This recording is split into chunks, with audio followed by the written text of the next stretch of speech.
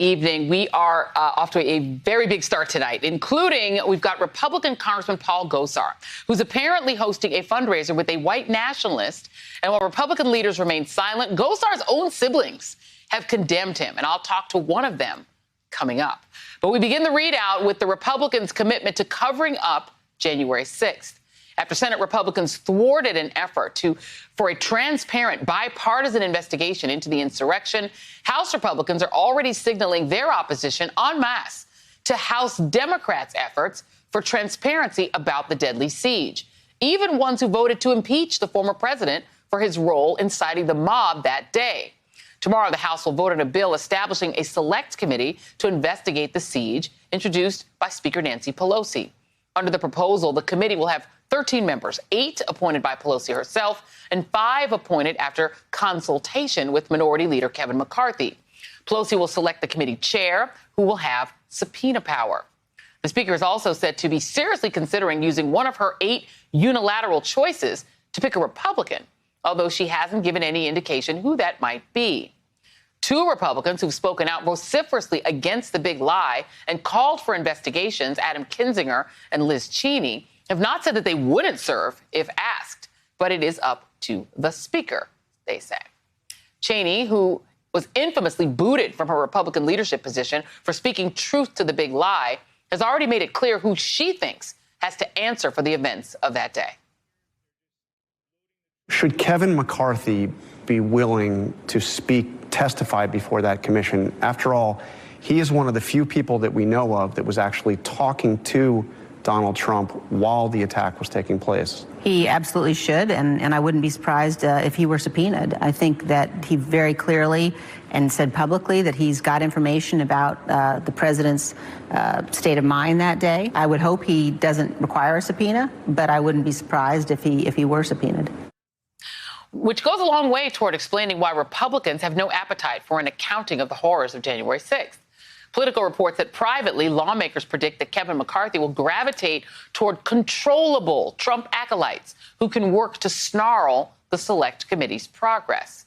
Not surprisingly, a rogues gallery of our absolute worst alumni are already raising their hands to try to derail the committee by joining it, likely by trying to overwhelm it with QAnon argle-bargle. Lauren Boebert is reportedly gunning for a spot. An accused teen trafficker, Matt Gaetz, who, of course, denies that he had sex with a child and trafficked her, and QAnon queen Margie Green have flat out said they want to serve on the committee. Arizona Republican Andy Biggs told Politico, I can't think of anybody better than somebody like a Marjorie Taylor Greene. She doesn't have a committee. She could put a lot of time and effort into it. Interesting take on idleness as a qualification, especially since Biggs opposes the committee and says that he plans to vote against it. He also happens to be one of the 3 House Republicans name-checked by Ali Alexander, the organizer of the rally preceding the siege, as helping to plan it. For his part, Kevin hasn't even indicated if he will opt to select any Republicans to serve on the Select Committee. And his number 2, Steve Scalise, is actively encouraging Republicans to vote no on the committee legislation. And joining me now, Congressman Raja Krishnamurthy of Illinois, Elie Mystal, Justice Department correspondent for The Nation, and Susan Del Percio, Republican strategist and MSNBC political analyst. And Congressman Krishnamurthy, I want to start with you. Speaker Pelosi has made it clear that she would reject McCarthy's picks to serve on the January 6th committee, that she could reject them. And this is how she answered when asked if she would vote no on some of the Kevin McCarthy's picks. She said, yes, she would not say if she would allow Republicans who voted to overturn Biden's wins to serve. She says, we'll see who they nominate. Is it your expectation that Kevin McCarthy will try to nominate somebody like a Marjorie Taylor Greene or a Matt Gaetz to try to undercut the committee? Is that your expectation? Anything is possible, and I wouldn't put it past him to do that. And if he does that, obviously, those folks would, basically, take their cue from Donald Trump.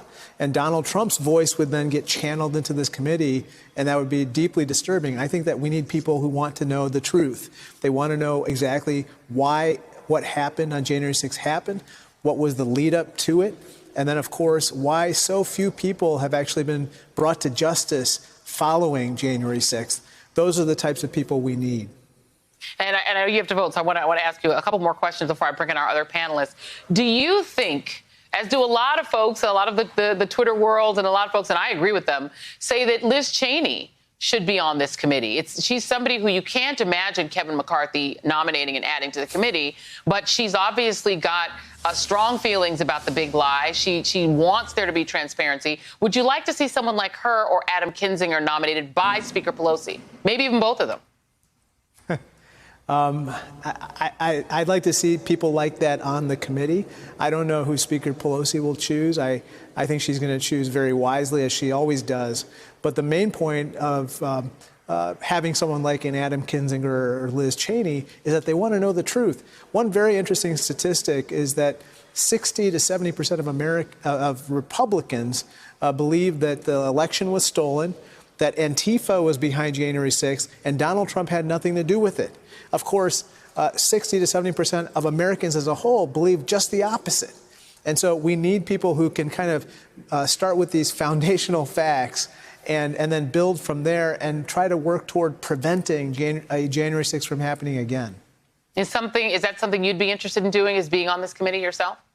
I don't know, Joy. I think that Speaker Pelosi is going to make some excellent picks, and she always does. And if you were on the committee, let's just project forward, let's just say we magically put you on the committee. Do you believe that this committee should be prepared to subpoena Kevin McCarthy and ask him what he knows about what Donald Trump was thinking and doing on January 6th? Oh, absolutely.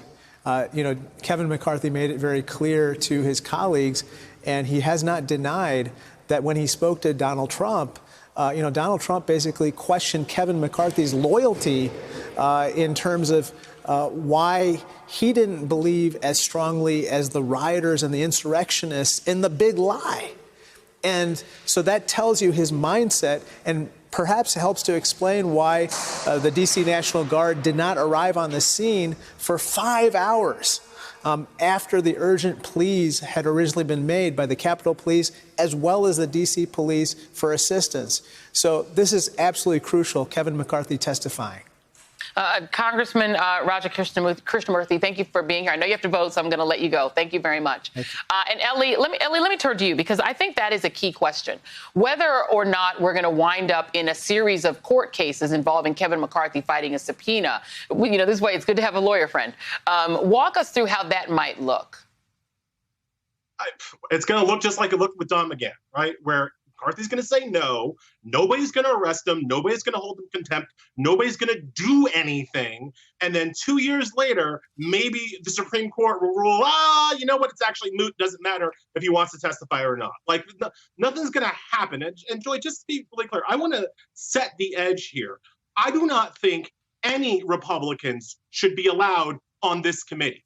They did not vote for this committee. They are not, some of them are co-conspirators. Why should a co-conspirator like Kevin McCarthy get to choose which of his boys get to be on the committee? If they want on the committee, they can give something up. Votes, they can bake, I don't know, they can do something to help justice go forward. And if they're not willing to go forward, they get nothing. That should be the starting line. They get nothing unless they do something to help. Does that include Liz Cheney? Because Liz Cheney is definitely not on the same page and Adam Kinzinger. Would that include them?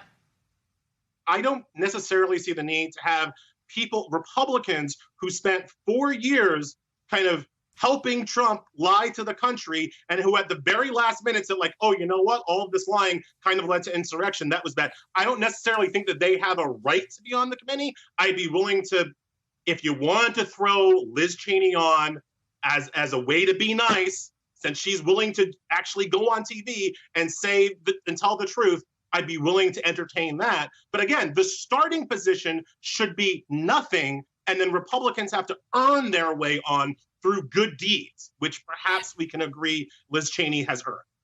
Let's go to you, Susan, and bring you in on that. I want to get your comments on that and your response to it, because, it is a fair point to say that Liz Cheney voted with Donald Trump like 90% of the time. I mean, she broke with him on this one thing. But do you think that it would help to, make the committee appear to be more legitimate? Do you think there's a reason to put somebody like a Liz Cheney or an Adam Kinzinger on the commission? Would you recommend that Speaker Pelosi do that?